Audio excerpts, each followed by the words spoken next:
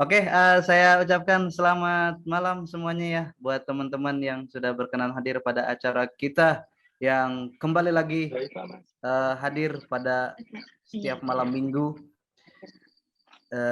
dalam rangkaian apresiasi sastra bersama Radio Buku yang berusaha terus-menerus menghadirkan karya-karya sastra dari mulai kumpulan puisi, novel, dan kali ini setelah absen 2 minggu lamanya, kita kembali lagi membahas satu buku yang dari judulnya saja sudah menarik menurut saya ya, karena judulnya adalah Uang yang Terselip di Peci.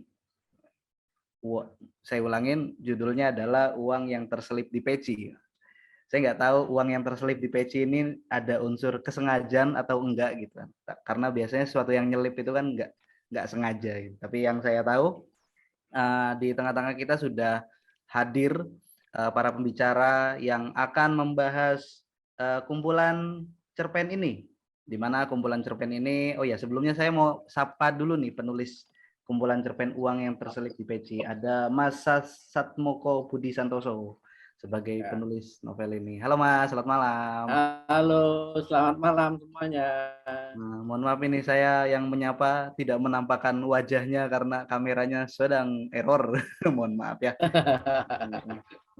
Ada juga sastrawan yang malam ini akan coba mengulas buku karyanya Mas Budi ini. Ada Mas Aguk Irawan. Halo Mas Aguk.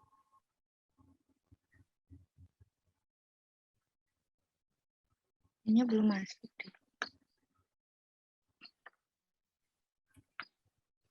Lanjut dulu, Riz. Oh iya, dan ada juga Mas Widianuari Eko Putra. Halo, Mas. Panggilannya Mas siapa nih? Mas Eko? Panggil Wiwit aja. Oh, Mas Wiwit. Oke. Yeah. Selamat malam, Mas. Selamat malam. Juga nanti pada malam hari ini diskusi kita akan diantarkan oleh Mbak Apsana Maulida yang sepertinya sudah tidak sabar karena sudah jadi orang yang paling awal standby di Zoom kita pada malam hari ini. Begitu juga teman-teman juga tadi yang udah dari awal standby ya untuk mengikuti diskusi malam hari ini. Tanpa panjang lebar ya, saya langsung serahkan saja ke Mbak Apsana Maulida untuk mengantarkan diskusi kita, dan saya ucapkan selamat berdiskusi. Monggo Mbak Apsana. Oke, baik, terima kasih Mas Ikhlas Alfarisi ya, yang tadi udah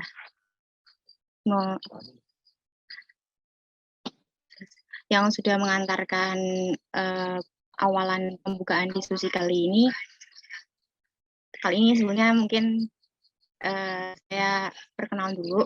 Perkenalkan, saya Apsana, saya masih menjadi mahasiswa UNES, gitu teman-teman, mas-mas dan pak-pak semuanya. Senang sekali bisa bergabung bersama para penyair, para sastrawan, dan entah ini saya mungkin belum kenal satu persatu kecuali Mas Sigit Susanto ya, karena bertahun-tahun yang lalu, kurang lebih 2018 mungkin, pernah ikut pelatihan beliau di Kemah Sastra gitu ya, Kemah Sastra 4 atau 5 gitu di Kendal. Kebetulan sekali bisa membersamai teman-teman pada malam hari ini. Baik, begitu nanti kita ada 3 pembicara, ada Pak Agu yang sepertinya belum hadir, dan ada Mas Wiwit ya tadi dari Semarang yang sedikit banyak mungkin saya pernah dengar namanya karena familiar sekali kayaknya di Semarang. Yang selanjutnya ada penulisnya tentu yang akan kita bedah bukunya pada malam hari ini dengan judul Uang yang Terselip di Peci, penulisnya Pak Satmoko Budi Santoso. Nah, kalau kata orang tak kenal maka tak sayang gitu ya. Sedikit saya cari tahu tentang beliau. Yang pertama, nanti diskusi atau pembahasan bukunya akan disampaikan oleh penulisnya dulu, kemudian nanti barangkali Mas Wid. Kita juga kedatangan Mas Pak Akiko ya, yang tadi katanya guru dari Jepang, temannya. Ibu. Oh ibu, maaf. Maaf Mas. Nggih, Ibu Akiko, temannya Pak Satmoko dari Jepang yang sebetulnya ketika saya baca ulasannya itu beliau ibu guru yang senang mengajak anak-anak didiknya itu untuk belajar untuk membaca cerpen entah saya lupa tentang apa, tapi mengantarkan anak-anaknya untuk gemar mau membaca dan mengetahui banyak hal soal bacaan yang udah dibaca tadi. Ada Bu Akiko juga, ada Mas Wit, ada Pak Agu nanti juga tentunya. Nanti mohon untuk saling menyapa. Kemudian langsung saja tentang penulis yang saya tahu, namanya Satmoko Budi Santoso. Beliau dilahirkan di Kulon Progo, Jogja, tanggal 7 Januari 1976. Alumni ISI Jogja. Beliau juga sekaligus redaktur cerpen di cendananews.com, menulis karya sastra di berbagai media massa. Karya kumpulan cerpen yang pernah diterbitkan menjadi buku itu sangat banyak. Saya sebutkan beberapa saja ya. Judulnya Jangan Membunuh di Hari Sabtu, itu diterbitkan di Jendela 2003. Kemudian Rahim Titipan, diterbitkan Amarta Books tahun 2016. Juga punya cerbung, kumpulan cerbung. Beliau juga cerpen-cerpennya pernah diterjemahkan dalam bahasa Inggris oleh Yayasan Lontar Jakarta. Kemudian pernah diunggah juga dalam festival barangkali, Ubud Writer and Rider Festival atau UWRF di Bali pada 2011 sebagai penulis tamu. Sedikit cerita soal cerpen bukunya, kalau nggak salah ini ada 21 cerpen, dan salah satu pembacaan saya, salah satu judul yang diangkat dalam judul bukunya itu termasuk salah satu dari judul cerpen tersebut. Begitu. Langsung saja saya persilahkan kepada beliau Pak Satmoko untuk membahas atau kita bahas soal bukunya yang berjudul apa tadi? Yang berjudul Peci, yang uang yang selesai di dalam peci. Baik, silahkan Pak Satmoko untuk menempatkan diri, monggo. Ini saya berarti ngomong apa ini? Ngomong soal bukunya kali ya Pak. Bagaimana buku itu mungkin bisa terbentuk, apakah buku itu kumpulan cerpen dari tahun ke tahun, atau mungkin buku itu rilis dalam satu kurun waktu 1 tahun, atau bagaimana mungkin, dan bagaimana itu bisa menjadi buku dan diterbitkan oleh penerbit Bahasa Basi mungkin kayak gitu. Apa tips-tipsnya mungkin? Oke, ya terima kasih Mbak Afsana. Jadi ceritanya itu saya kan punya cerpen-cerpen yang terserak di berbagai media ya, yang belum pernah diterbitkan, ada juga yang pernah diterbitkan buku gitu kan. Terus saya coba kepikiran kemarin waktu pandemi itu untuk mengumpulkan lagi cerpen-cerpen yang terserak itu. Gitu. Saya coba cari, kemudian ya udah yang saya kira pantas untuk diterbitkan jadi buku yang mana gitu aja.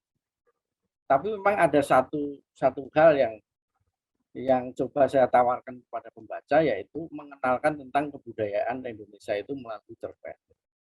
Nah, makanya saya pilih cerpen-cerpen yang setidaknya menurut saya itu mewakili perspektif tentang kearifan lokal yang ada di Indonesia. Maka ada wayang di situ, ada keris, dan ada beberapa cerpen-cerpen lain yang mencerminkan kebudayaan dari Indonesia yang cukup kompleks dan menarik itu. Sampai ada sarung, peci, dan sebagainya. Jadi motivasinya hanya itu sebenarnya. Nah, kemudian saya tawarkan ke Bahasa Basi bulan Desember oleh Mas Reza Nupa, editornya. Januari sudah langsung disetujui untuk diterbitkan. Saya bernegosiasi, saya minta bulan Ramadan karena sesuai dengan judulnya itu ada pecinya, itu disetujui juga. Jadi prosesnya adalah seperti itu aja, biasa saja gitu. Saya kira hanya itu aja, Mbak. Jadi tidak ada yang istimewa sebenarnya. Wah, kalau nggak ada yang istimewa, tapi bisa sampai diterbitkan. Ini Pak, satu kok. Ya itu pertimbangan penerbit, saya kurang tahu apa, mungkin ya layak aja lah gitu. Makanya saya sebenarnya lebih banyak menunggu bahasan dari Pak Agung Irawan ataupun dari Mas Wiwit Widyanuari Eko Putra itu. Jadi saya lebih ingin untuk mendengarkan apa yang menjadi bahan apresiasi teman-teman terhadap karya saya. Oke, barangkali gini Pak, sebelum kita sampai ke Mas Wid atau mungkin sampai ke Pak Agu dan yang lain, bisa diceritakan satu atau dua atau banyak bahkan bagaimana sih tadi tentang kebudayaan, kearifan lokal itu bisa serta-merta panjenengan tulis gitu ya. Panjenengan tulis bagaimana bisa panjenengan tulis sehingga selesai itu jadi cerpen gitu Pak. Kenapa peci atau peci itu pernah terbit di mana gitu. Atau mungkin kenapa kalau nggak salah saya baca soal sarung itu ternyata punya cerita sendiri tentang yang berhubungan sama narapidana gitu. Mungkin badut yang judulnya soal badut gitu. Ya itu soal ini aja Mbak, soal proses kreatif ya. Ya tentu saja karena saya ya penulis yang tumbuh dari lingkungan yang mengenakan budaya itu. Jadi misalnya ada yang pakai peci, pakai sarung. Kebetulan kisah tentang yang peci itu kan saya alami waktu kecil. Jadi kakek saya itu suka menyimpan sesuatu di selipan pecinya itu. Gitu. Jadi itu kalau dikaitkan dengan proses kreatif itu memori yang menjadi timbunan dalam benak penulis katakanlah gitu. Yang pada momen tertentu itu kemudian menarik untuk dituliskan. Itu aja sebenarnya gitu. Jadi, berarti karena kenangan masa lalu seperti itu ya Pak. Terus ada yang menjadi kenangan masa lalu. Itu sebagian besar kan juga refleksi terhadap masa kecil saya, misalnya kisah-kisah di dalam cerpen ini kan juga sebagian ada yang menjadi refleksi dari kisah masa kecil saya.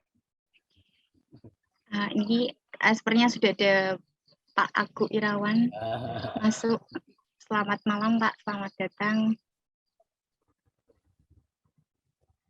Selamat malam. Selamat datang kembali. Ini saya sebenarnya mau coba pakai laptop, tapi kok belum bisa nyari alamatnya di WA, lama sekali. Oke, lanjut dulu. Oke. Mas Satmoko, halo Mas Satmoko, keren. Mas Halo, Satmoko. apa kabar Pak Agu? Nggak pakai pelontos nih, nggak pernah main ke rumah. Ganteng.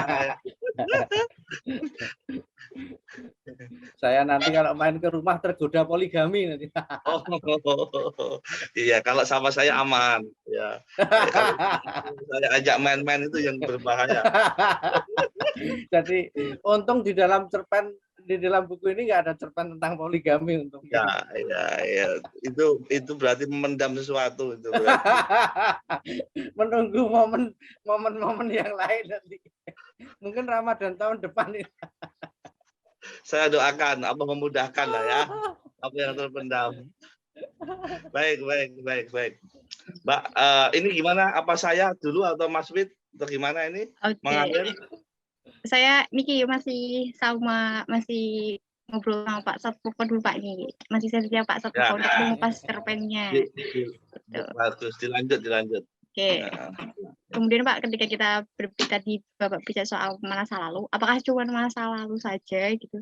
Apakah ada misal proses-proses kreatif yang dibuat bukan dalam rangka masa lalu gitu? Selain kenangan masa lalu ada nggak sih Pak? Ada 21 ya Pak ya? 21 cerpen ya? Kalau di dalam buku ini ada 21, tapi kebanyakan memang itu ada yang merupakan refleksi masa kecil dan kisah-kisah yang saya alami dalam perjalanan hidup saya gitu aja lah sebenarnya. Jadi sederhana aja Mbak gitu. Biasanya kan memang begitu yang ditulis ya, yang terkait dengan yang menarik di dalam perspektif kita gitu. Ini ada Pak Irawan, ada cerpen tentang pandemi gitu Pak.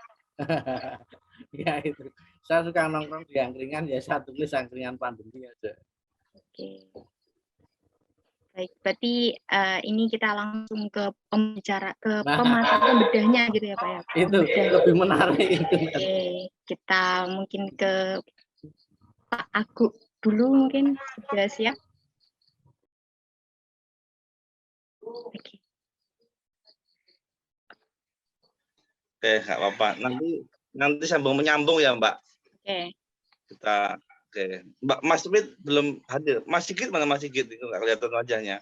Ada tadi pertama kali. Mas Monggo Fit juga jenengan dulu sambung. Pak Agung, monggo. Oke, baik. Assalamualaikum warahmatullahi wabarakatuh. Waalaikumsalam warahmatullahi wabarakatuh. Alhamdulillahirrahmanirrahim. Wassalamualaikum warahmatullahi wabarakatuh. Rasulillah sallallahu alaihi wasallam Muhammad wa ala alihi wa ashabi ajmain amma ba'du. Teman-teman, saya mohon maaf, ini saya baru nyampe rumah 5 menit yang lalu ya. Kemudian saya bergabung ini tadinya mau pakai laptop tapi kok masih belum bisa connect dengan WA karena saya mau cari alamatnya Zoom di situ. Ini suaranya jelas ya Mbak, suaranya? Aman Pak, jelas banget nih. Baik. Pertama saya ucapkan selamat untuk Mas Satmoko Budi Santoso atas terbitnya kumpulan cerpennya ini yang keren, uang yang terselip di peci. Ini wajahnya kok nggak kelihatan di Zoom ini. Selamat ya, mudah-mudahan laris manis dan bisa cepat umroh dan haji dari buku ini. Amin. Ada di sini tadi ada baca di uang peci ini kan endingnya umroh, jadi mudah-mudahan bisa umroh secepatnya ini kayaknya menyimpan apa gemar religius untuk bisa berangkat umroh dari cerpen-cerpennya. Saya doakan mudah-mudahan cepat dapat rezeki yang cukup. Untuk umroh, untuk haji, bukan untuk poligami ya Mas Satmoko. Itu juga simpanan yang lain misalnya yang belum meletup. Pertama kesan dulu ya, saya membaca sudah hampir sebagian besar ya, tapi saya tidak akan membahas detail karena kita berbagi waktu untuk Mas Wi dan untuk dialog ya. Saya mohon maaf juga tidak membuat PowerPoint, tapi saya berusaha di lain kesempatan ingin menulis sebenarnya resensi tentang ini. Kumpulan cerpen uang yang terselip di peci, ini bukunya kemarin dikasih Mas Satmoko. Terima kasih sudah di tangan saya. Dengan selamat, tadi saya bolak-balik dalam perjalanan dari Lamongan ke Jogja ya. Kalau boleh saya pertama dari sisi yang positif ya, ini karena hampir semua positif sebenarnya. Soal adapun penilaian saya sedikit yang negatif itu mungkin selera. Tapi saya membaca cerpen-cerpennya Mas Satmoko ini saya jujur saya menikmati, saya mengapresiasi, saya sepertinya tidak ada jarak ya dengan tokoh-tokoh imajiner yang ada di dalam kumpulan cerpen ini. Ada Fahri si badut yang teraniaya, kemudian tokoh saya yang mencari kebahagiaan, kemudian tokoh kakek, tokoh emak ya, tokoh ayah dan banyak tokoh-tokoh yang termasuk Sarung Ababil, tokoh Kiai Ababil dan sebagainya. Saya merasa cerpen-cerpen Mas Satmoko ini tidak berjarak dengan saya, tidak berjarak dengan lingkungan saya, juga tidak berjarak dengan masyarakat sekitar. Bahkan beberapa Mas Satmoko bisa mendokumentasikan dengan sosial historis ya, zaman SMS, zaman Facebook, kemudian zaman komunikasi melalui cara tradisional. Jadi Mas Satmoko ini dengan cermat berhasil mendokumentasikan cerpen-cerpennya sebagai salah satu penggugah ingatan ya soal historitas sejarah atau soal historitas sosial.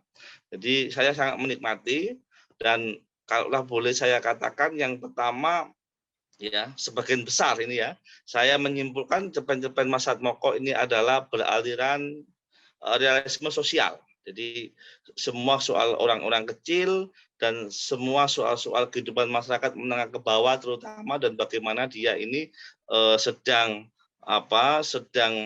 berkomunikasi, sedang menjalankan tugasnya, sedang beraktivitas ya, sehingga ada gesekan-gesekan sosial, sehingga ada yang harus dikritisi. Selamat datang ke Mas Sigit. Jadi pertama saya mengatakan saya membaca cerpennya Mas Natmoko ini seperti membaca cerpen-cerpennya Makim Gorki ya, yang tidak ada jarak dengan kita, dengan saya terutama ya. Saya seperti membaca bukunya Iwan Simatupang. Kalau di Indonesia saya seperti membaca bukunya Mukhtar Lubis, membaca kayak cerpen-cerpennya Putu Wijaya. Jadi semua cerpennya tidak ada yang jarak ya. Semua tokohnya realistis, ada di tengah-tengah kita, bahkan di dalam diri saya sendiri ada. Misalnya dengan satu cerpen Alamat Kebahagiaan. Nah, itu saya juga pernah mengalami ya, saya mencari arti kenikmatan, kebahagiaan dan rasa syukur, itu juga pernah saya alami dan menjadi galau ya. Jadi saya mengatakan salah satu cerpen yang religius, yang kentara hanya di Alamat Kebahagiaan. Yang lainnya adalah realisme sosial. Jadi saya mengatakan cerpen yang yang Alamat Kebahagiaan ini ada realisme religius yang luar biasa ya. Jadi Mas Natmoko tidak sedang memberi ceramah atau khutbah, tetapi bisa menelisik di dalam kedalaman hati yang dalam. Apa itu kebahagiaan? Alamatnya di mana? Dicari di kafe, di bar, di bioskop ya, di kemewahan, di liburan, ternyata tidak ditemukan. Dan hebatnya lagi dia bertanya dan menjawabnya memakai memakai prasarana atau sarana modern, yaitu melalui media sosial. Nah, dia membuat status dijawab, membuat status dijawab, atau bertanya kemudian dijawab. Dan ini penggabungan antara modernisme global dengan religius ya. Dan intinya dari pencarian ini ditemukan di dalam, kalau dalam bahasa agama adalah ridho ya. Jadi kita tidak akan pernah bahagia, tidak akan pernah terpuaskan, tidak akan pernah mendapatkan alamat kebahagiaan itu tanpa kita bisa menikmati nirima ing pandum, tanpa kita bisa menikmati jatah suratan nasib yang diberikan Tuhan. Nah, jadi itu dalam bahasa agama adalah ridho. Ridho itu adalah kemampuan kita menikmati karunia ya, baik itu karunia bahagia maupun kesedihan, nikmat maupun musibah. Jadi menerima ing pandum itu saya kira bahasa agama yang luar biasa, dan dalam posisi tahapan-tahapan makomat sufiat itu ada di atas ya. Sebelum mahabbah itu ridho. Kalau kita mau mengambil teori tasawuf Imam Ghazali ya, Minhajul Abidin misalnya, tahapan menuju Allah itu ada ilmu, kemudian ada taubat, ada mujahadah, ada sabar, ada syukur, ada ikhlas, ada tawakal, ada tafwid, ada taslim, kemudian ada qanaah. Nah, di atasnya ada ridho, kemudian baru ada mahabbah, kemudian ma'rifat. Jadi Mas Natmoko seperti memberikan kuliah agama sebenarnya. Jadi dengan cerpen yang sederhana ini pada makomat zuhud di mana, makomat mujahadah di mana, dengan pertanyaan di mana alamat kebahagiaan. Jadi saya sangat menikmati. Itu yang pertama. Nah, selebihnya rata-rata adalah realisme sosial. Jadi di sini adalah murni kehidupan orang-orang pinggiran, orang-orang kampung, dan ceritanya adalah pertentangan kelas ya.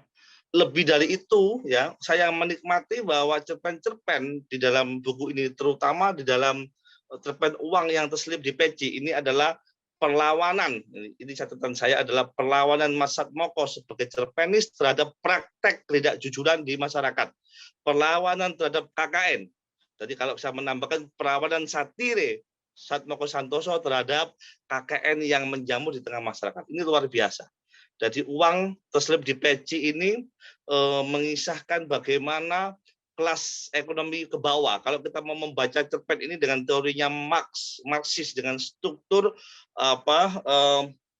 suprastruktural, ya, di situ ada kelas-kelas ya. Maka betapa mudahnya kelas yang lemah dipermainkan kelas yang lebih tinggi ya. Jadi bagaimana calon DPR atau calon anggota parlemen, calon pejabat itu dengan mudahnya menyuap masyarakat, mengatasnamakan demokrasi, dia membeli apapun ya sesuai dengan kehendaknya, dan jika tidak sesuai harapan dia juga sewenang-wenang untuk menarik kembali, yaitu mengambil voucher HP atau voucher 100.000 ya untuk HP. Jadi ini perlawanan yang luar biasa saya kira. Jadi bagaimana orang kecil itu dianiaya oleh orang-orang berjuis ya dengan cara atas nama demokrasi, kemudian membenarkan segala cara, menghalalkan segala cara, dan endingnya ini juga tidak terduga ya, meskipun ini peristiwa yang nampak tradisionalis ya, tampak kuno ya, dengan pecinya dan uang terselip di dalamnya, dan ini mengingatkan juga dengan kakek saya, mbah-mbah saya, tetangga saya ya, bahkan sahabat saya di pesantren itu kalau punya uang 5.000 ditaruh di sini. Tapi endingnya tidak terduga ya, untuk mengungkap praktek bahwa masih ada orang jujur yang bernama ayah tadi itu, ketika dicurigai sedemikian rupa, kemudian pecinya ketinggalan, dan ketika ketinggalan uangnya masih ada tetapi kertas yang di dalamnya sudah tidak ada, raib. Artinya dengan memunculkan ending terselipnya kertas di situ, akhirnya kebenaran ya pada jujurnya seorang ayah tersingkap. Jadi ini saya kira perlawanan yang hebat terhadap praktek korupsi dan nepotisme di tengah masyarakat. Jadi, nah belum lagi nanti praktek-praktek ini, mohon maaf, hujan ya. Teman-teman kedengeran nggak ya di situ hujan deras sekali? Kedengeran Ya. kedengeran jelas kok. Lanjut Pak Bu. Yang semacam ini luar biasa. Jadi ada juga sarung ababil itu, bahkan seorang santri sudah mulai culas sejak di pesantren. Ini saya akan mengkritik kaum sarungan yang berpartai. Saya tertohok juga ditembak oleh Satmoko ini ya. Tidak hanya kelas-kelas sosial yang awam, abangan, priai, tapi santri pun tidak lepas dari yang namanya kolusi tadi untuk berbuat curang atau culas. Dinampakkan santri dari ababil itu untuk bisa mencuci pakaiannya dia harus menyuap temannya untuk mengalah. Ya, kemudian kita tahu seorang santri yang culas ini kemudian kelak menjadi seorang anggota dewan karena dia seorang pengurus partai dan berakhir di penjara ya.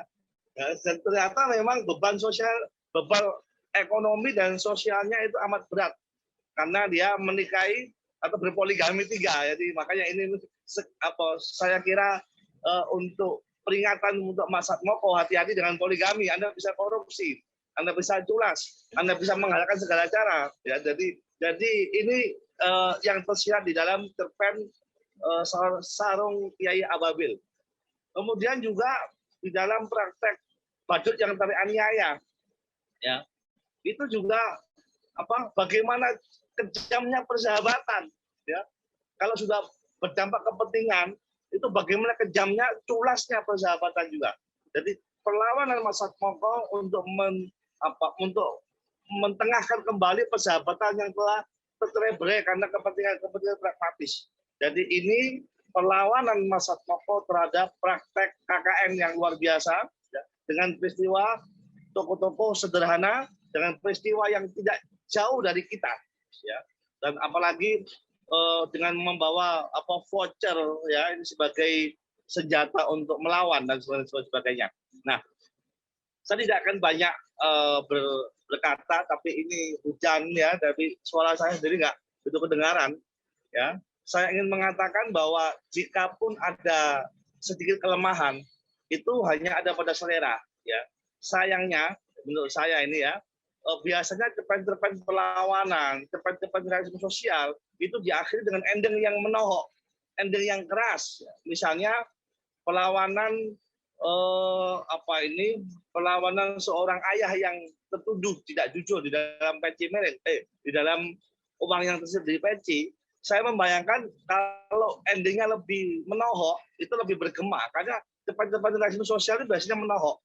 Ya, saya membayangkan misalnya ayah ini pergi umroh kemudian kecelakaan dan meninggal dunia, baru tersingkap rahasia kejujurannya oleh warga, oleh masyarakat RT-nya misalnya. Jadi ada ending yang menohok, yang keras, yang bombastis ya. Sayangnya ini lembut, dan semua endingnya lembut ya. Misalnya juga toko badut ya, badut yang teraniaya. Saya membayangkan yang dipecat justru si badut yang baik ini, ya, bukan badut yang nakal temannya, tapi yang baik ini yang teraniaya, kemudian dia misalnya bunuh diri karena dipecat. Nah, saya suka ending-ending yang bombastis seperti itu. Ya, begitu juga misalnya cerita di dalam Sarung Kiai Ababil, ya. Jadi endingnya tidak cukup di penjara, tapi dia bunuh diri misalnya di penjara ya dengan minum racun itu. Jadi, nah ending-ending yang bombastis ini biasanya ada dalam ciri-ciri cerpen realisme sosial. Yang ini sangat kuat ya pesan yang dibawa Mas Satmoko sebagai perlawanan terhadap praktek kolusi, korupsi, nepotisme di tengah masyarakat yang lama-lama dianggap lumrah. Sayangnya endingnya saya kurang menikmati. Dan kuat hampir semua cerpen di sini tidak ada gaya romantisme. Borjuisme, romantisme tidak ada. Semua perlawanan, semua kritik sosial, semua menggunakan orang-orang kecil untuk melawan praktek-praktek politik. Jadi ini luar biasa. Tapi saya tidak menikmati endingnya karena kurang menggentak bagi saya.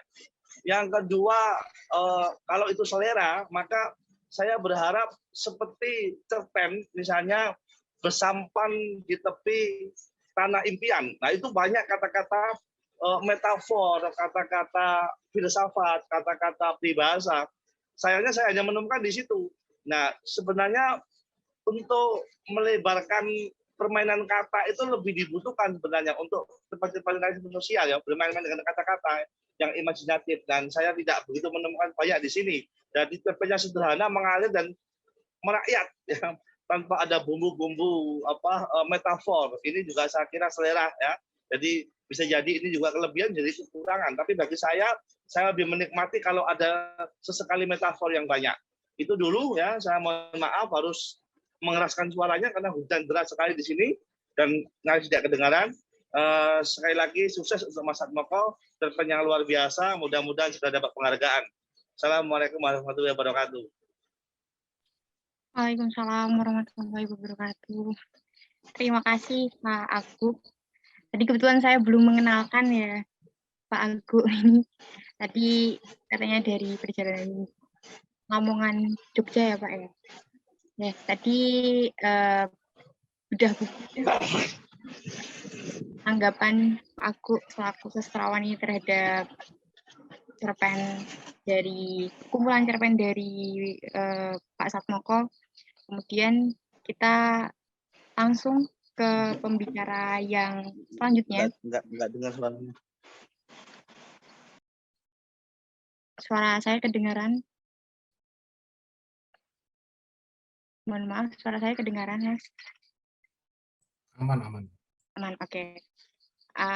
Sangat spektakuler ya, bahwa tadi kata Pak Agung, saya ulas sebentar, cerpennya bombastis, makanya pada bedah buku kali ini bertajuknya bedah buku spektakuler ya, bedah bukunya Pak Satmoko. Kemudian kita langsung saja ke pembicara selanjutnya, ada Mas Wiwit yang udah nunggu.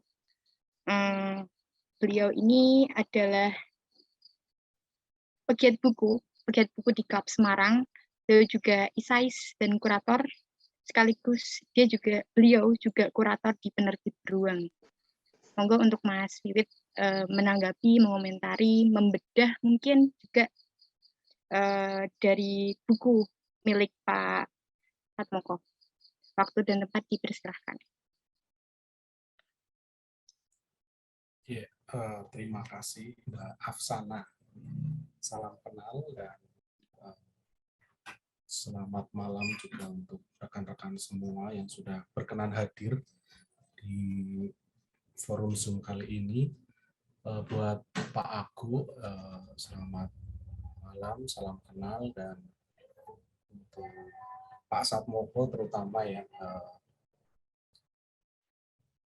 buku ini sudah saya terima seminggu yang lalu. Terima kasih sekali sudah sampai, dan saya kira ini akan menjadi pembahasan yang menarik, terutama juga untuk rekan-rekan semua yang saya kira nanti bisa ya, saya akan memberi pantikan saja agar pembicaraan bisa lebih ini ya, lebih pingpong ke rekan-rekan semua, jadi tidak terfokus di kami di pembahasan, tapi nanti saya kira lebih menarik jika ada respon dari hadirin semua. Oke, tentu ada beberapa hal ya. Yang pertama, saya ucapkan selamat dulu ya. Bagaimanapun, kalau tadi Pak Moko mengatakan menerbitkan buku ini biasa saja dan apa adanya, saya kira itu yang di permukaan ya.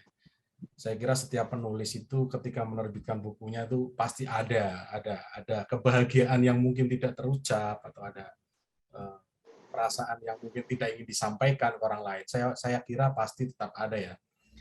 Karena bagaimanapun, apalagi ini kumpulan cerpen yang rentangnya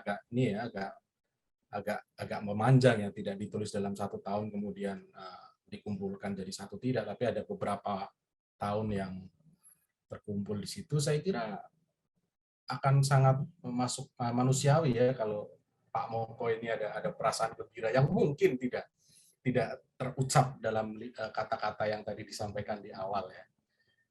Saya kira itu tidak apa-apa, itu wajar.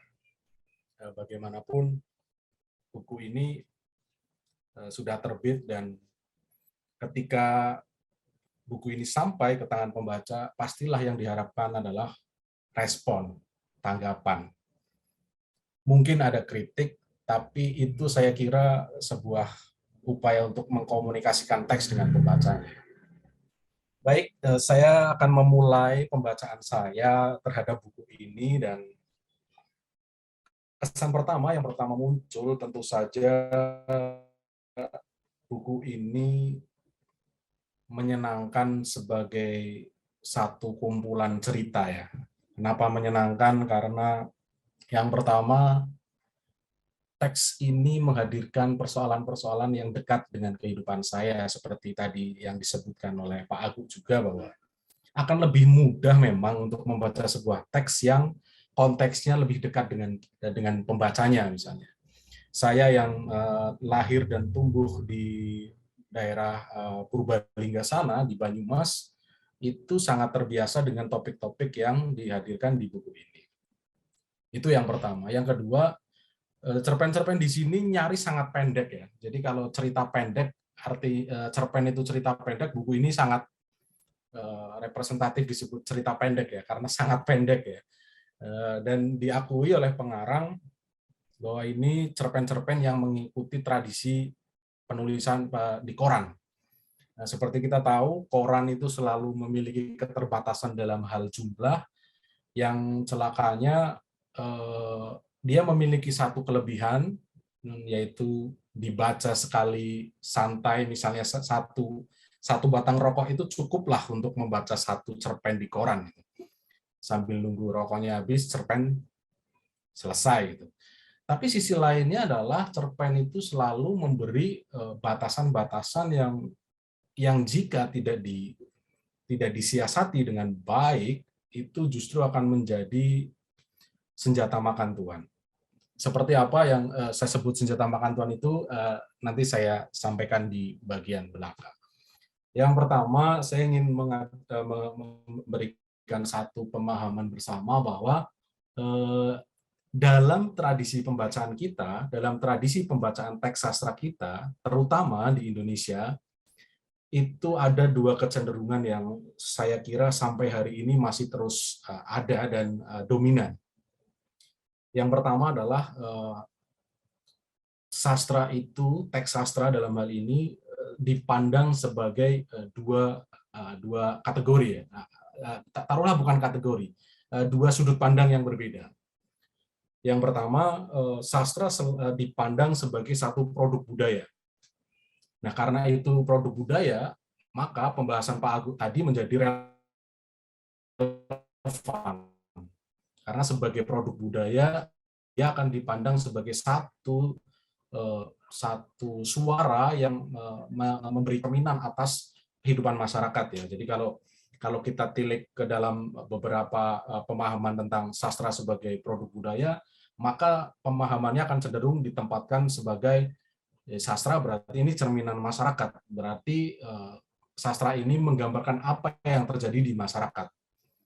Ini sejurus saya kira dengan apa yang pernah disampaikan oleh ini ya Prof. Tiu, bahwa ya, sastra tidak pernah lahir dari ruang kosong kan, artinya dia tidak tiba-tiba gedebuk jatuh dari pohon mangga terus jadi sebuah karya gitu. sastra selalu memiliki proses peniruan realitas yang kemudian muncul sebagai satu produk karya seni. Nah, dari asal usul itulah, cara pandang itulah kemudian sastra dipahami sebagai satu produk budaya, yang karenanya menjadi masuk akal ketika kita membahas cerpen, membahas novel, membahas puisi, pasti yang pertama dirujuk adalah kaitan sastra itu terhadap apa yang terjadi di sekitar kita. Seperti yang tadi saya sampaikan tadi, bahwa ketika saya membaca ini, saya teringat lingkungan saya teringat masyarakat di sekitar saya. Jadi konteks antara sastra sebagai produk budaya dengan pengalaman saya sebagai masyarakat ini menemui titik temu yang pas.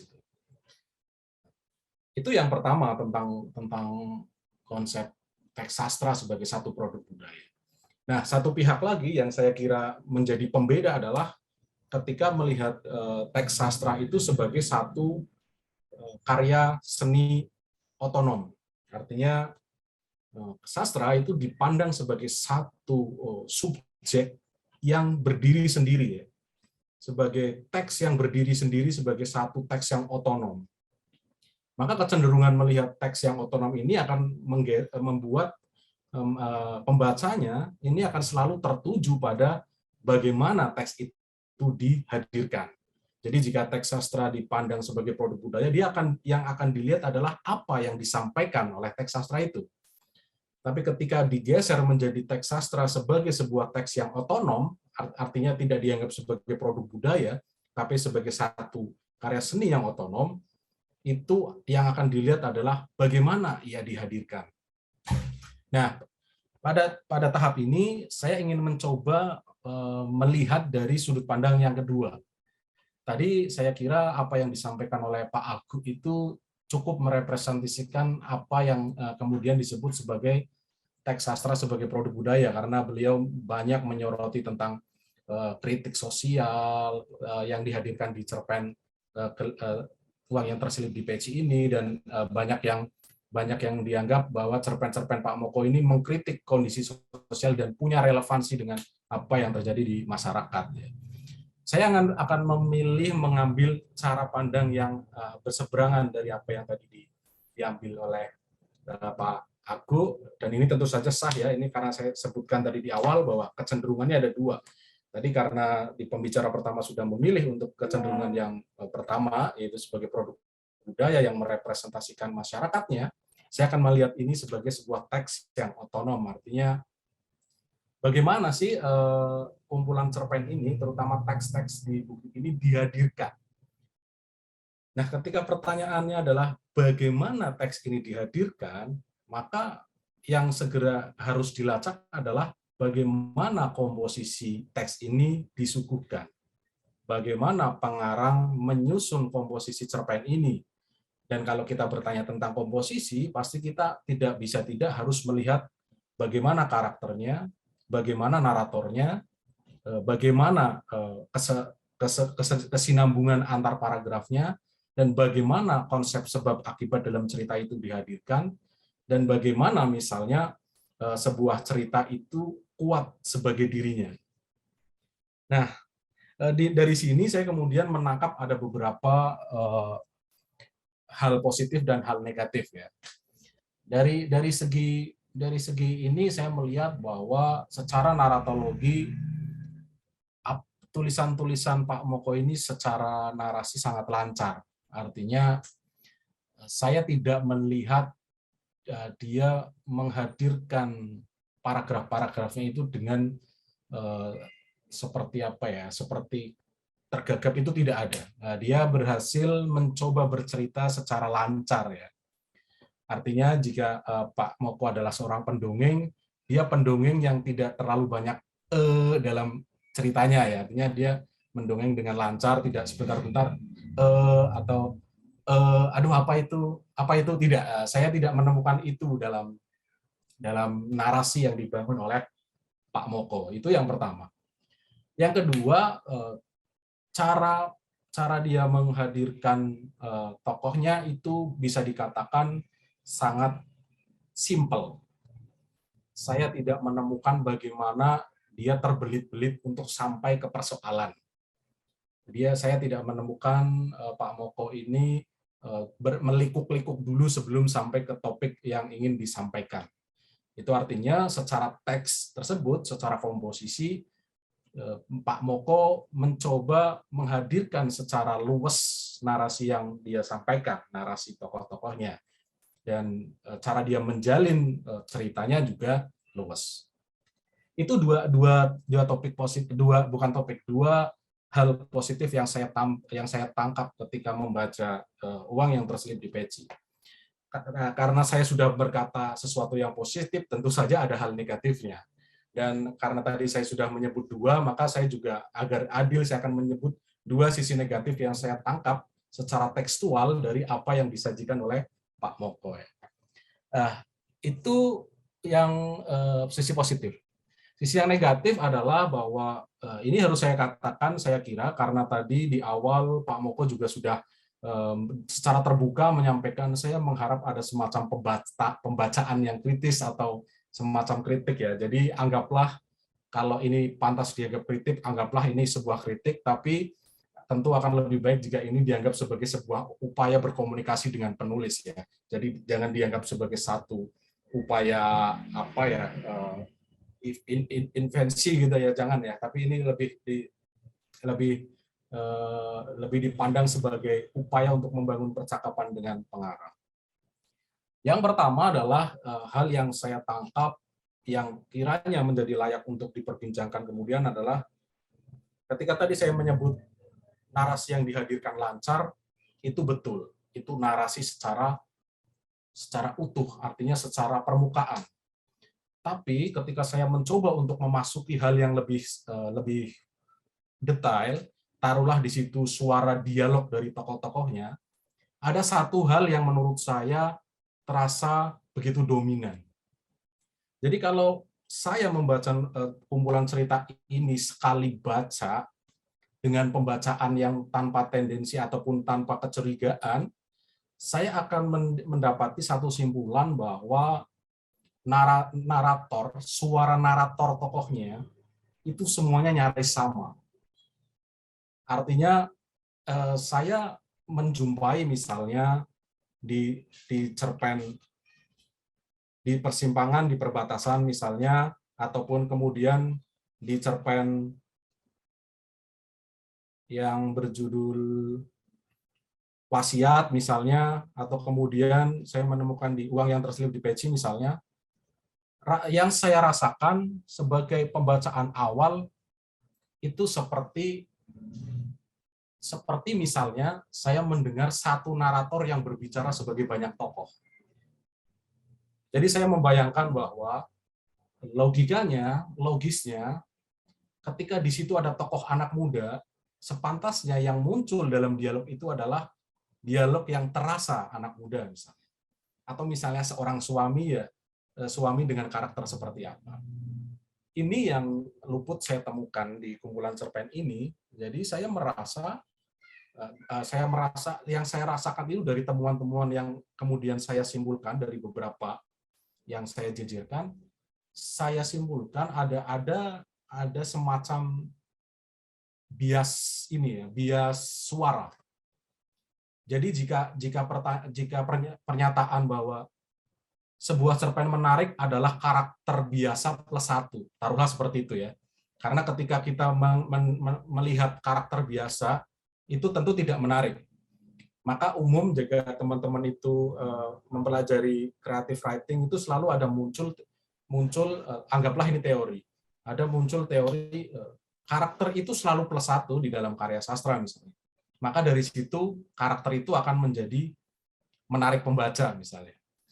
Karakter tokoh yang selalu biasa-biasa saja saya kira akan membuat pembaca kurang tertarik misalnya. Kita bisa mengambil contoh misalnya kalau kita membaca cerpen-cerpen di Seno misalnya, kita akan mendapati Sukap misalnya, tokoh Sukap. Seberapapun recehnya Sukap dalam melihat hubungannya dengan tokoh pasangannya, kita akan menjumpai bahwa di situ Sukap itu memiliki karakter yang khas. yaitu dia sangat sinis terhadap konsep kekotaan misalnya. Dia sangat sinis dalam memandang percintaan urban misalnya. Itu satu misalnya. Atau kalau kita membaca cerpen-cerpen A.S. Laksana misalnya, kita menjumpai ada tokoh namanya Alit.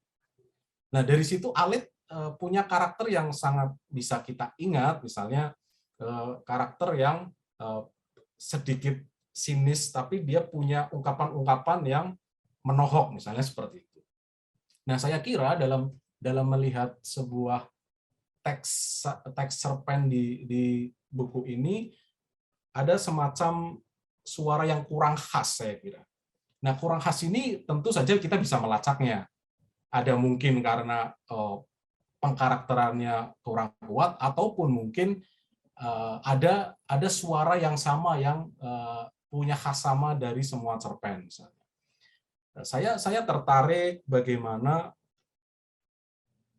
Pak Moko ini menghadirkan persoalan desa kota. Di buku ini, desa kota itu tidak memiliki sambungan yang harmonis. Artinya dua hal itu selalu terbentur terus-menerus. Nah, tokoh-tokoh yang muncul di situ itu merepresentasikan itu. Dan itu saya kira stabil di semua cerpennya. Misalnya.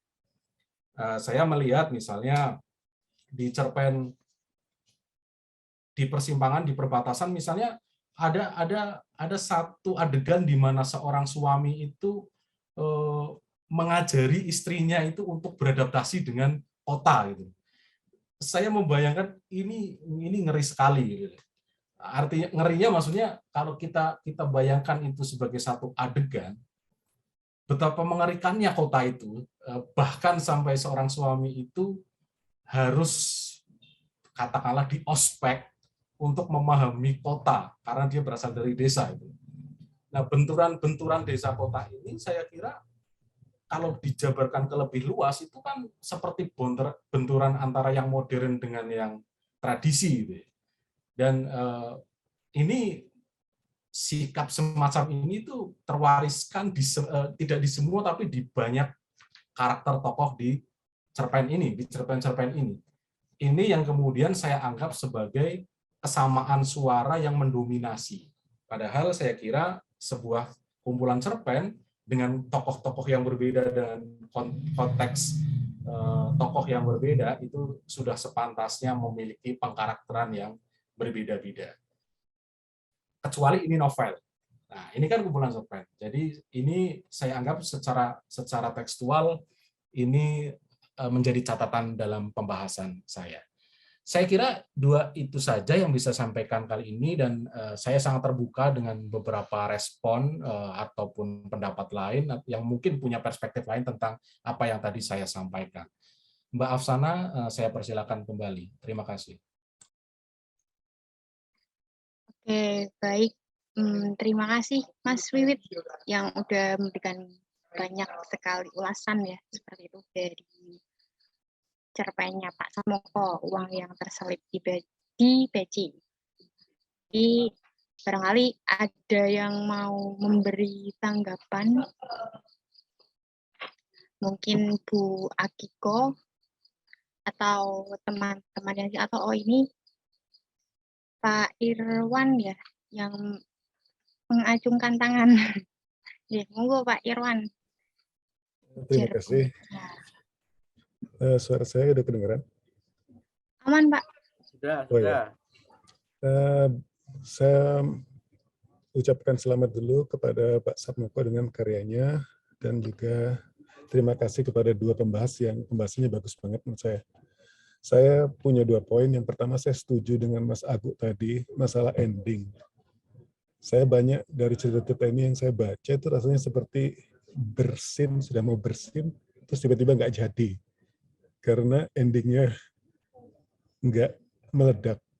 Terus saya coba mundur lagi, nggak bersin juga gitu loh. Nah, mungkin nanti pertanyaan saya untuk poin pertama ini, apakah emang didesain begitu ceritanya? Terus yang kedua, masalah narator yang suaranya sama. Ini bukan pertanyaan, tapi saya mengamini juga. Saya bahkan melihatnya sampai ke level penggunaan kata atau diksi dan tanda baca. hampir semua atau mungkin hampir semua karakter-karakter atau tokoh-tokoh di cerita-cerita ini ngomongnya sama. Pilihan katanya misalnya, kalau kata itu diawali dengan ternyata tanda koma, itu tanya dia berhenti nih. Dan semua suaranya kayak gitu. Kadang maka, koma. Nah, saya jadi aware banget karena setiap nggak bisa larut ke siapa yang sedang ngomong ini. Kadang-kadang ada seorang janda, kadang-kadang ada seorang anak kecil, kadang-kadang ada seorang santri, tetapi suaranya sama semua.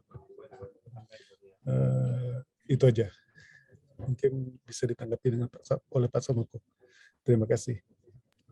Baik, terima kasih Pak Irawan yang sudah memberikan komentar dan sekaligus memberikan 2 pertanyaan langsung bagi penulis ya Pak ini. Monggo kalau ada yang mau berkomentar lagi dulu.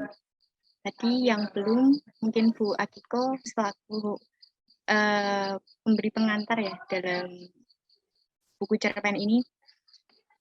Atau mungkin Pak Satmoko mau langsung memberikan tanggapan barangkali. Nanti saya closing aja. Oh, jenengan closing. Berarti langsung sekaligus ya Pak ya? Mau bersihin dulu Mas Atmoko itu. Nanti saya closing aja. Santai Mas. Yang penting pokoknya enggak laku keras pokoknya harus dibeli. Ya, selamat malam. Saya Akiko. Saya yang mengajar bahasa Indonesia di Jepang dan juga menulis bagian pengantar. Selamat untuk Mas Moko atas bukunya dan terima kasih udah dikirim. Dan mengenai komentar-komentar yang disampaikan oleh Pak Agus, Mas Wiwit, dan Mas Wiwit, saya bisa merasakan hal yang sama juga, terutama masalah ending. Ini saya kira awalnya mungkin karena memang sifat Mas Mokonya yang mungkin lembut, sehingga memang membuat endingnya yang lembut juga. Atau memang membuatnya sengaja seperti itu supaya seperti mau memancing minat pembaca untuk baca ulang gitu. Tapi memang kalau misalnya ingin lebih tegas atau lebih drastis, mungkin lebih ceritanya lebih kuat. Tapi mungkin ini juga salah satu cara gitu, menurut saya begitu. Dan mengenai cara bicara yang sama, setiap tokoh itu yang seperti sama, itu juga saya setuju sebetulnya. Namun bagi pembaca orang Jepang mungkin lebih mudah dimengerti. Ya.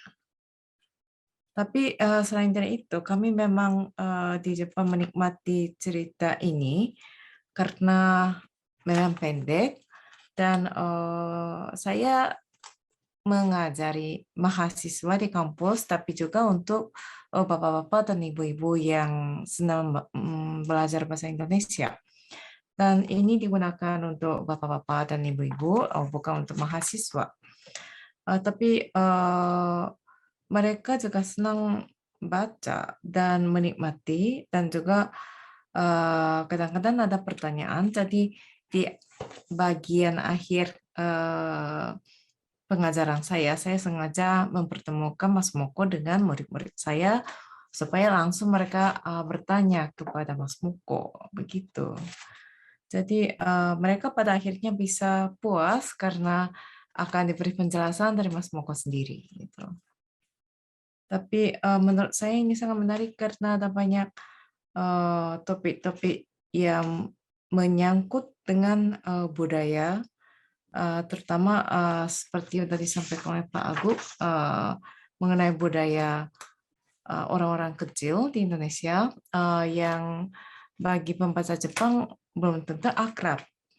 Tapi karena ini sudah digambarkan, dari sini kita bisa melihat seperti apakah kehidupan di Indonesia, apalagi untuk orang-orang kecil seperti itu.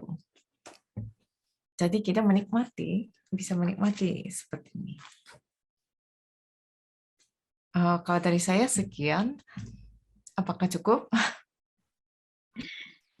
Boleh cukup Bu. ditambah. Boleh ditambah banyak, sangat Iya. boleh. Saya lebih pintar untuk menerjemahkan daripada bicara langsung. Iya. Jadi sekian saja. Saya mau serahkan ke kepada yang lain. Terima kasih. Baik, terima kasih Bu Agro sudah memberikan ulasan, tanggapan. Kemudian mungkin ada yang mau menanggapi lagi, karena Pak Satmoko tadi menginginkan tanggapan, menginginkan banyak pertanyaan dulu, baru mau menjawab sepertinya. Seperti itu. Mungkin dari peserta di sini ada yang mau memberikan tanggapan lagi selain tanggapan dari kedua pemateri dan tadi dua pertanyaan dari Pak Irawan. Atau mungkin Mas Sigit ingin memberikan tanggapan atau ulasan atau komentar atau mau say hi dulu.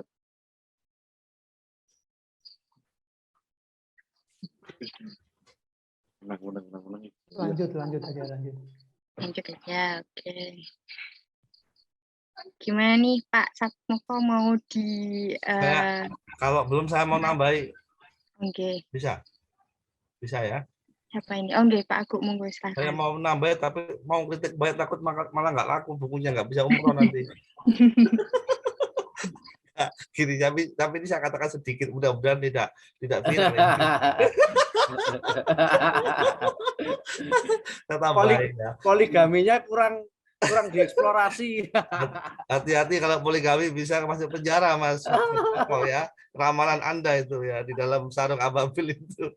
Ini cerpen sudah diuji ya, diuji oleh media, terutama koran ya. Ini apalagi ini dikisahkan ini 21 cerpen ini kurang lebih 15 tahun dia menulis berarti ini, dan semuanya di dalam riwayatnya ini kan sudah masuk di media ya, minimal medianya sendirilah itu Cendana News ya.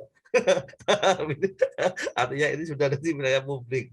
Saya sangat menyayangkan misalnya secara teknis ya, secara teknis ada satu yang menurut saya agak fatal secara logika cerita, misalnya di dalam misalnya cerpen Badut yang Teraniaya itu kemudian seorang anak pengagum berat seorang badut itu mau mengirim SMS ya, SMS-nya panjang sekali itu kayak email kayak emailnya Mas Sigit kepada saya dulu di Apresiasi Sastra itu panjang sekali. Jadi anak kecil mengirimkan SMS demikian panjang, ini secara logika cerita ini fatal bagi saya.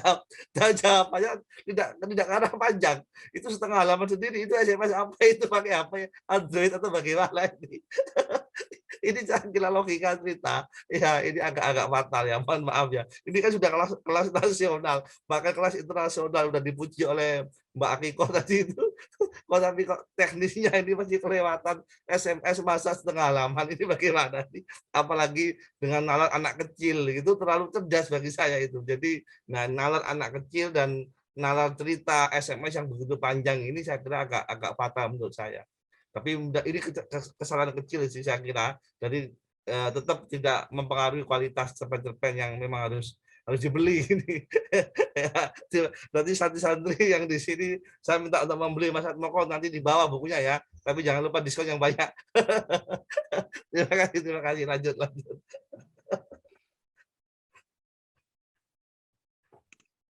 Baik, terima kasih Pak Agus sudah memberikan tambahan ulasan gitu. Kemudian masih ditunggu lagi kalau mau ada yang berkomentar mungkin dari partisipan yang ada ya, di Pak sini. Sigit udah pakai peci merek itu gimana, belum banyak. Bentar, saya tambahin. Jadi saya bela, Satmoko saya bela. Jadi masalah SMS yang panjang ya, masalah SMS panjang itu kan out of the box ya. Jadi kita jangan ikut pakem, kalau sudah konvensional SMS itu harus cekak-cekak, tapi dia panjang itu justru yang berbeda gitu. Saya sekarang pakai teorinya Kafka ya. Kenapa ada seorang penunggang ember mencari arang gitu. Bayangkan itu. Seorang penunggang ember mencari arang, itu karya cerpen Kafka itu. Apa logis itu? Naik ember kok dinaiki, kan naiknya itu kan pesawat misalkan ya. Jadi Satmoko mungkin akan mencoba keluar dari dari pakem yang umum, ya. Jadi biar pembaca itu, jadi ini kan karya sastra ya, kreasi pengarangnya tidak perlu harus apple to apple lah istilahnya politikus zaman sekarang ya. Biarkan dia berkreasi. Tapi ada satu yang saya kritik pada Satmoko, itu cerpen yang uang yang terselip di peci itu, sebetulnya saya menikmati sampai setengah gitu. Wah, ini betul-betul memang saya teringat dengan slilit sang kiainya MH ya.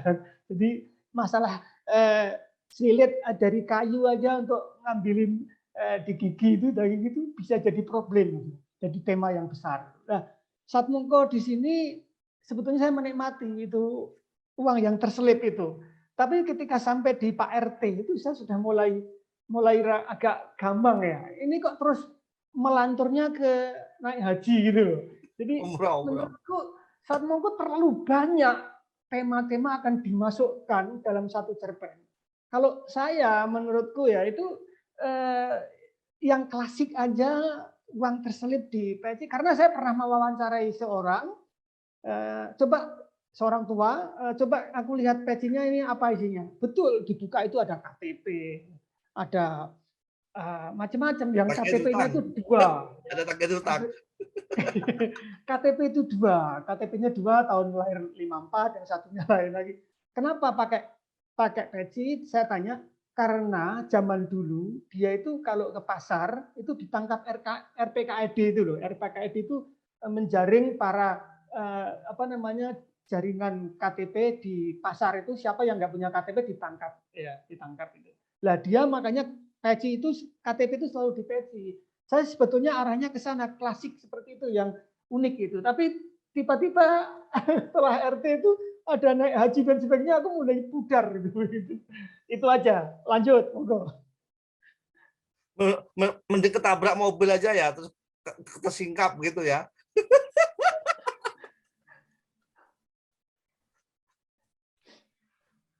Itu Mas Khalis Munir mau ngomong itu Mbak Afsana. Iya Pak. Monggo boleh di kolom chat atau mungkin langsung menaktifkan video sama suara ya, biar lebih greget diskusi malam hari ini. Karena dari tadi pematerinya udah greget semua nih Pak Aku ini terutama. Dan teman-teman yang lain, Mas Wiwit juga dari tadi. Monggo Mas Munir Khalis. Terima kasih atas waktunya, terutama dari moderator.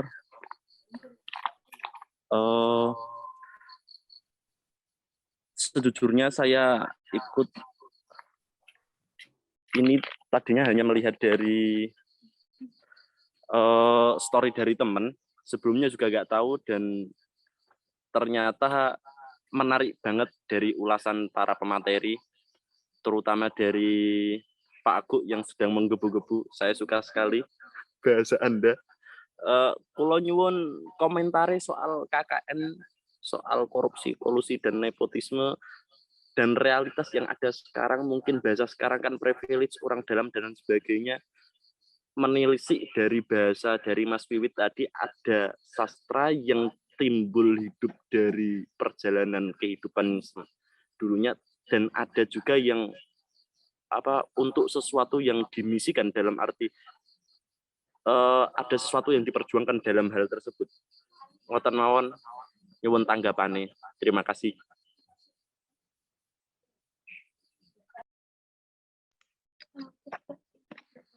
Oke.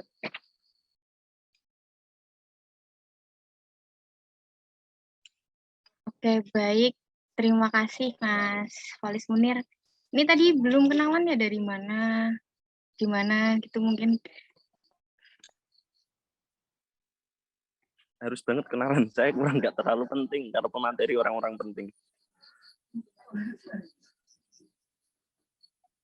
Apa biar tahu ini, selain kebetulan selain para bapak-bapak, mohon maaf, para teman-teman yang ada di sini, ini maksudnya dari golongan apa?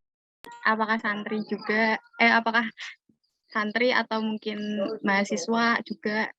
Kan tadi katanya tahu dari story temen ya. Iya, betul sekali.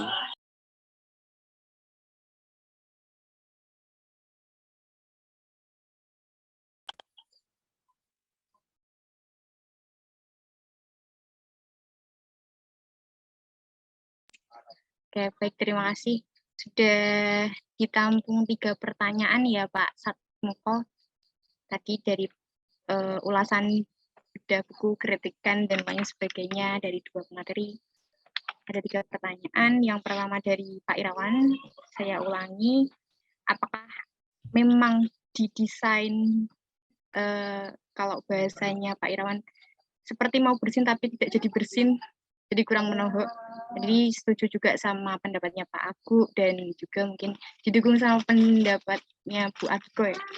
Yang kedua, apakah narator memang suaranya sama dalam pemilihan diksi, kata, dan lain sebagainya dalam cerpen. Kemudian yang ketiga tadi pertanyaannya tanggapan tentang KKN dalam cerpen ini, gitu ya, Mas Folis benar. Oke, monggo Pak Satmoko untuk bisa menanggapi ulang dari diskusi malam ini. Silahkan. Baik, terima kasih Mbak Afsana. Jadi kalau saya itu mungkin ibarat orang bercinta itu, saya itu bukan to the point, tapi sudah terlalu mood untuk bercintanya sehingga improvisasi kadang-kadang mungkin justru tidak terperhatikan. Kalau tadi Mas Irwan Bajang misalnya bilang, kok saya seperti merasakan ada suara yang sama dari tokoh-tokoh yang berbeda gitu. Itu karena yang saya rasakan itu, kalau saya nulis itu adalah saya harus menyampaikan opini apa gitu, cerita apa gitu. Itu yang kadang kalau orang bilang itu muntup-muntup gitu, di kepala itu udah harus keluar itu, gitu loh. Jadi menjadi sesuatu yang sedikit terabaikan gitu. Dia ada di dalam logika cerita seperti apa. Itu sering saya rasakan. Jadi kritik dari Mas Irwan Bajang itu benar. Jadi intinya itu saya nulis itu ingin menyampaikan apa gitu, melalui tokoh apa. Kadang-kadang detailnya itu saya memang tidak sampai ke sana, kurang teliti katakanlah begitu. Itu sering saya rasakan. Nah itu. Nah, sebagai penulis saya sering dihadapkan pada situasi seperti itu gitu loh. Kalau pasangan bercintanya itu lebih detail, kok ini enggak pakai improvisasi gini-gini ya? Ya saya yang penting bercintanya begitu loh. Kira-kira seperti itulah. Gitu. Jadi pasangan saya malah agak terganggu gitu loh. Ini mestinya pakai improvisasi dong gitu loh. Kamu itu agak teliti dikit lah ini. Kamu bercinta dengan siapa gitu loh. Gitu. Kira-kira begitulah. Kalau kamu bercinta dengan seorang remaja misalnya, mestinya gayanya tidak seperti itu. Lah. Itu lebih teliti dia yang saya ajak bercinta misalnya seperti itulah kira-kira. Mudah-mudahan itu bisa sebagai analogi. Gitu ya Mas Irfan ya. Jadi saya sebagai penulis sering dihadapkan pada situasi seperti itu. Itu tanggapan saya. Yang lain-lain silakan yang berbicara tadi.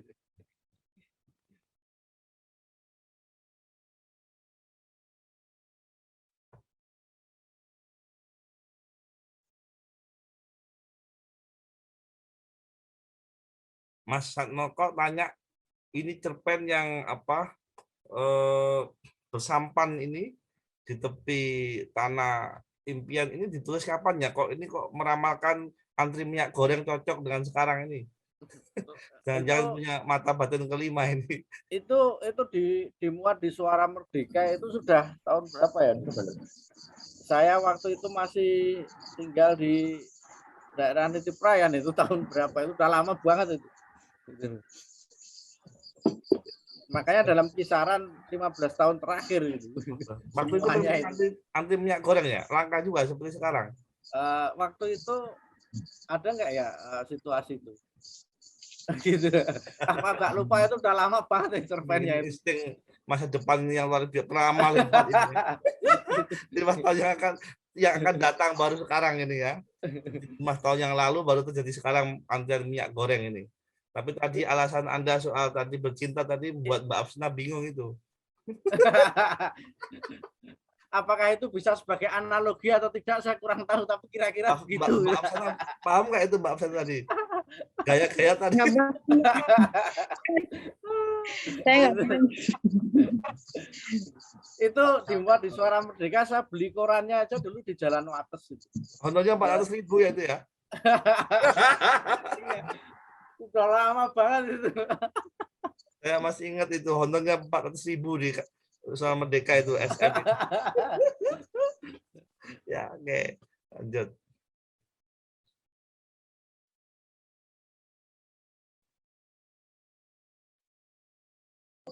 Mohon maaf tadi saya sempat terpental gitu, Pak Mas karena tiba-tiba laptop saya mati. Ini tadi sudah terjawab semua, gitu. Berarti dari 3 penanya, atau baru pertanyaannya Pak Irawan nih yang tadi tentang bercinta atau apa tadi, bahasa analoginya tadi, atau yang terakhir mungkin sampun dijawab sekaligus nggih Pak Satmoko. Saya kira udah ya, yang inti adalah itu ya.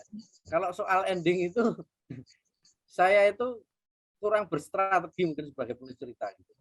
Kurang berstrategi. Jadi kalau ada kritikus sastra yang bersastra itu membuat karya sastra itu harus mempertimbangkan kriya kata, ada yang bilang begitu ya.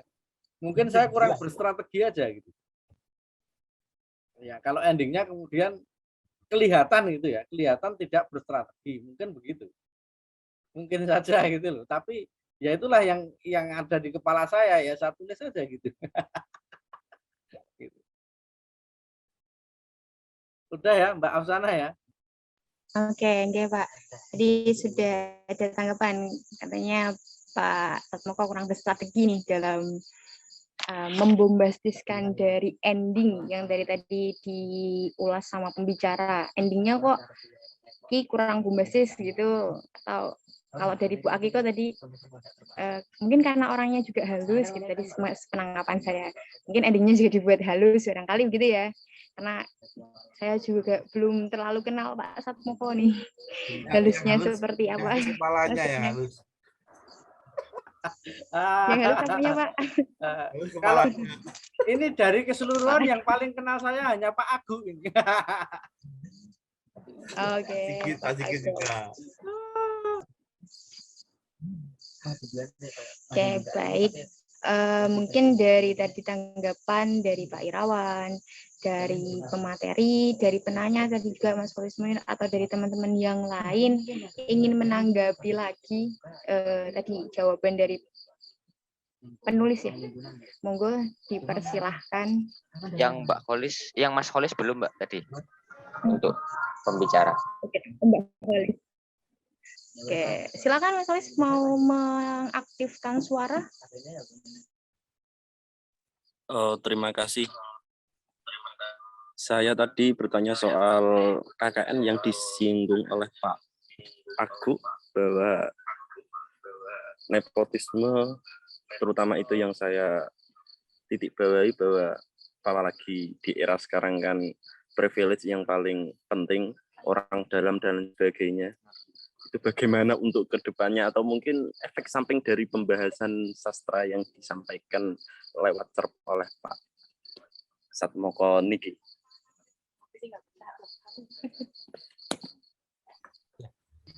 Ini pertanyaan untuk saya. Oke. Oke, Pak Satmoko mungkin bisa menanggapi lebih dulu, atau mungkin nanti bisa disusul sama pemateri atau teman-teman yang lain. Yang lain dulu, yang lain dulu. Yang lain dulu, baik. Saya nambah sedikit mempertegas tadi apa yang saya katakan, bahwa sebagian besar cerpen di dalam uang yang terselip di peci ini adalah perlawanan ya, atau pemberontakan satire terhadap praktek KKN. Saya mengatakan seperti itu karena memang hampir ya semua cerpen di sini adalah mengisahkan praktek itu meskipun dalam tataran yang kecil ya, seperti di dalam peci apa yang terselip, uang yang terselip di peci ini, itu saya kira dengan simbolisme apa pulsa ya, voucher pulsa. Ya, jadi itu hal yang lumrah ya, bahwasanya apa kita menerima sogokan, menerima suap itu kayak nggak berdosa lagi ya, bahwasanya itu praktek kolusi. Itu kadang masyarakat tidak merasa ya bahwasanya mencoblos ya atas nama demokrasi dengan 50.000, 100.000 dan di situ pakai voucher. Itu dikira biasa saja, padahal itu adalah praktek kolusi rakyat ya, praktek nepotisme rakyat, praktek KKN rakyat ya. Jadi di situ ada gratifikasi, di situ ada praktek suap. Nah, jadi saya kira praktek nepotisme atau KKN ini nggak hanya di kelas atas pemerintah, tapi sampai masyarakat terbawah pun jadi apa melakukan. Nah, ini saya kira kritik tajam. Maka saya katakan cerpen ini adalah cerpen-cerpen perlawanan terhadap praktek KKN, karena apa? Semua lapisan ini sudah mendarah daging ya, sampai yang terbawah, yang kelasnya itu yang pakai peci itu ada uangnya. Itu pun masih menerima ya, orang-orang kampung itu ya, bahkan tertuduh, tapi yang tertuduh ini selamat ya dengan tadi umroh itu. Saya lebih suka misalnya terbongkar kejujurannya itu saat dia ditabrak mobil mati gitu misalnya. Pokoknya menghentak ya, atau pas umroh dapat bonus oleh temennya itu. Nah, ini juga agak aneh menurut saya, tiba-tiba dapat bonus umroh ini juga agak aneh ya, meskipun itu juga bisa terjadi dalam sebuah cerita, namanya juga fiksi, tetapi itu alurnya ini terlalu agak mengadah. Tapi lepas dari itu adalah pesan tadi ini, amanat yang disampaikan untuk pembaca luar biasa, bahwasanya KKN itu sudah mendarah daging di Nusantara, di Indonesia, dari lapisan tidak lapisan atas tapi lapisan bawah menengah ya. Dan pesta demokrasi ini sebagai ajang untuk KKN ya, membeli suara itu luar biasa. Jadi teman saya bilang omong kosong kalau sekarang itu bisa apa menang caleg atau menjadi caleg ya, DPR atau DPD atau bupati tanpa uang, itu mustahil. Nah, jadi itu sebenarnya yang ingin diungkap oleh Pak Satmoko dalam uang yang terselip di peci itu. Bahkan ya masyarakat yang dianggap putus suci dalam tanda kutip ya, yang penuh moral tinggi pesantren, itu pun tidak lepas dari kritiknya Pak Satmoko. Ya, seorang santri itu bagaimana dia berebut atau untuk mencucikan sarungnya Kiai Ababil sampai dia menyuap temannya agar dia mengalah ketika dia humbimpah atau apa untuk memenangkan bisa mencuci sarungnya Kiai agar mendapatkan barokah, kan dia harus humbimpah, dan dua-duanya disuap sampai di dalam kelas yang dianggap suci santri itu pun tidak lepas ya dari yang namanya KKN. Ini saya kira ini perlawanan, dan itu saya juga yang ada di hidup di tengah-tengah pesantren ya, dalam masa pesantren juga tidak lepas dari itu memang ya. Jadi caleg-caleg yang dari pesantren juga tidak lepas dari yang bernama KKN ya. Jadi hampir semua lapisan. Jadi Mas Satmoko mengkoreksi tidak hanya lapisan menengah yang awam abangan, tapi juga sampai pesantren itu juga tidak lepas dari. Dan ini saya kira keberanian ya, keberanian Pak Satmoko ya untuk mengkritik ya. Jadi kemudian juga di dalam praktek yang teraniaya itu ya, badut itu juga bagaimana saling sikut itu tidak terjadi orang jauh tapi orang dekat, dan itu di mana-mana. Nah, saya kira apa yang disuguhkan oleh Mas Satmoko ini ada di tengah-tengah kita, bahkan mungkin ada di keluarga kita, ada di dalam persahabatan kita, kelompok kita. Jadi ini adalah semacam refleksi yang luar biasa. Jadi refleksi bahwa sedemikian akut namanya KKN, jadi harus ada perubahan, dan cerpen-cerpen di sini memberikan refleksi yang luar biasa. Terlepas dari soal ending tadi saya kurang menggemah ya. Saya tadi membayangkan misalnya ya yang alamat kebahagiaan itu kemudian tokoh utamanya saya itu stres setelah dia bahagia lalu stres itu atau gila itu lebih menonjok ya, lebih lebih tajam ya. Kemudian tokoh badut itu misalnya Pak Fakhri yang teraniaya itu kemudian dia dicopot dari bosnya, kemudian dia bunuh diri, itu saya kira lebih menonjok ya, sebagaimana kebiasaannya Martin Gorky itu menulis cerpen rasisme sosial itu pasti diakhiri dengan ending yang menohok. Nah, sayangnya ini tidak seperti itu. Tapi ini juga saya kira juga gaya sendiri ya, karena orang tidak sama. Jadi kita hargai juga cara Mas Satmoko ini kalem ya, dan selembut kepalanya tadi itu cara membuat ending. Jadi dua jempol lah ini. Saya kira mudah-mudahan buku ini laku pergi umroh ya. Asal jangan poligami buat pesan saya ya. Nanti kalau poligami bisa masuk penjara. Oke, gitu Pak. Ya, makasih. Oke, baik, menarik ya yang disampaikan Pak Agu dan seluruh pembicara, peserta juga, begitu juga pertanyaan-pertanyaan. Mungkin ini mau ada yang menanggapi lagi? Yang di radio buku belum bicara itu, ketawa ke saya tadi. Sinten Pak. Yang di radio buku Pak Satmoko. Sebenarnya kan saya lebih banyak harus mendengar.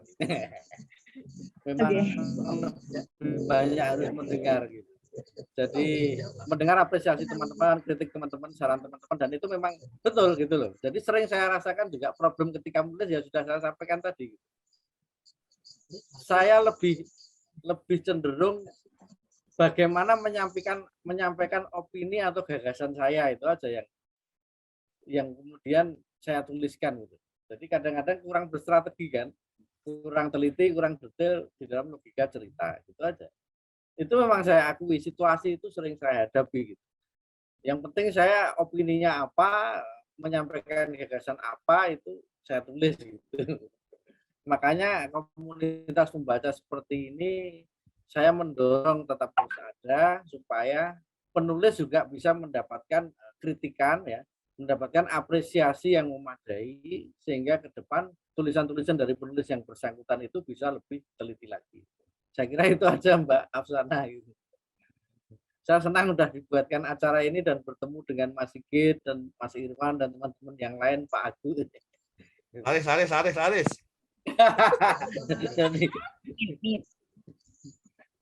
Tadi ini tuh sudah rilis ya Pak? Sudah sampai Jepang tadi. Kalau itu buat Kiko aja yang. Oh, itu buat Kiko aja yang dianterin. Siap.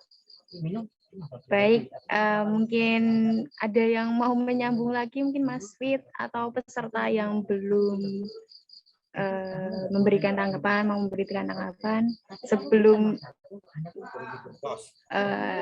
closing ya Pak Sigit. Sudah 8:30 atau ini nanti diskusi dilanjut lagi Pak? Kalau udah nggak ada lagi bisa ditutup kata Pak Sigit. Sebelum kita berdoa semoga bukunya bestseller. Umroh, amin. Umroh. Nanti umroh lewat Permata Nur Hijaz. Cita-citanya mulia loh, mau umroh Pak Satmoko ini kurang apa? Cerpennya laku, saya mau umroh katanya. Cukup membawa 1 istri dia. Nanti kalau bestseller lagi ya bahaya.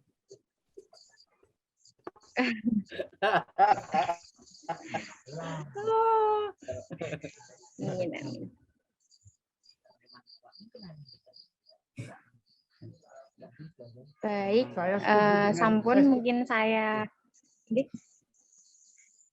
setuju dengan Satmoko ya. Jadi artinya dia tidak perlu banyak ngomong. Kenapa tidak perlu banyak ngomong? Karena dia sudah menulis. Gitu. Kadangkala pembaca itu ingin baca bukunya juga ingin mendengar omongannya yang banyak.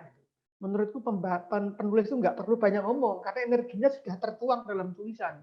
Biar tulisan itu bertemu dengan pembaca sendiri gitu ya.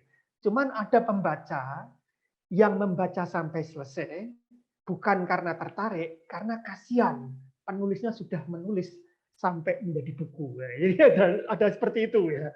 Oke, lanjut Mbak. Saya kira kalau sudah tidak ada yang lagi, yang tanya-tanya lagi bisa diakhiri. Terima kasih.